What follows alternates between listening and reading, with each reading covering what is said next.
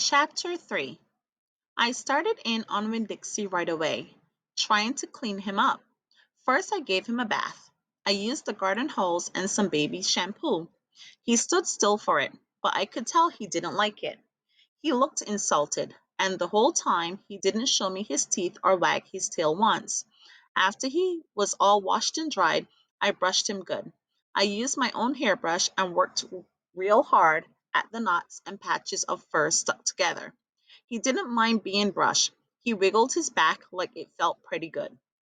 The whole time I was working on him, I was talking to him, and he listened. I told him how we were alike. See, I said, you don't have any family, and neither do I. I've got the preacher, of course, but I don't have a mama. I mean, I have one, but I don't know where she is. She left when I was 3 years old. I can't hardly remember her, and I bet you don't remember your mama much either. So we're almost like orphans. When Dixie looked straight at me when I said that to him, like he was feeling relieved to finally have someone understand his situation. I nodded my head at him and went on talking.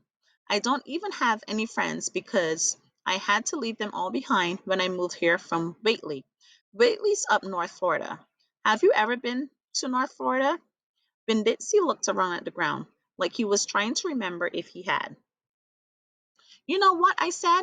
Ever since we moved here, I've been thinking about my mama extra, extra hard. More than I ever did when I was in Whately. Ben Dixie twitched his ears and raised his eyebrows. I think the preacher thinks about my mama all the time, too. He's still in love with her.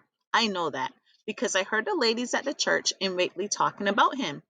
They said he's still hoping she'll come back, but he doesn't tell me that. He won't talk to me about her at all.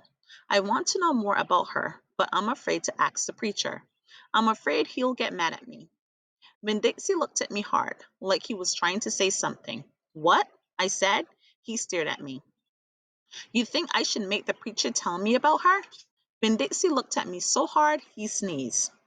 I'll think about it, I said. When I was done working on him, Ben-Dixie he looked a whole lot better. He still had his bald spots, but the fur that he did have cleaned up nice. It was all shiny and soft. You could see all his ribs, but I intended to feed him good, and that would take care of that. I couldn't do anything about his crooked yellow teeth because he got into a sneezing fit every time I started brushing them with my toothbrush, and I finally had to give up. But for the most part, he looked a whole lot better. And him so I took him into the trailer and showed him to the preacher. Daddy, I said. He said.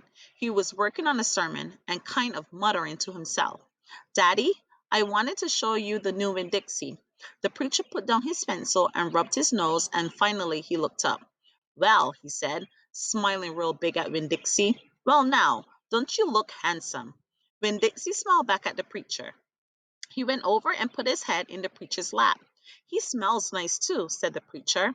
He rubbed Winn-Dixie's head and looked into his eyes. Daddy, I said, real quick before I lost all my nerve, I've been talking to Winn-Dixie.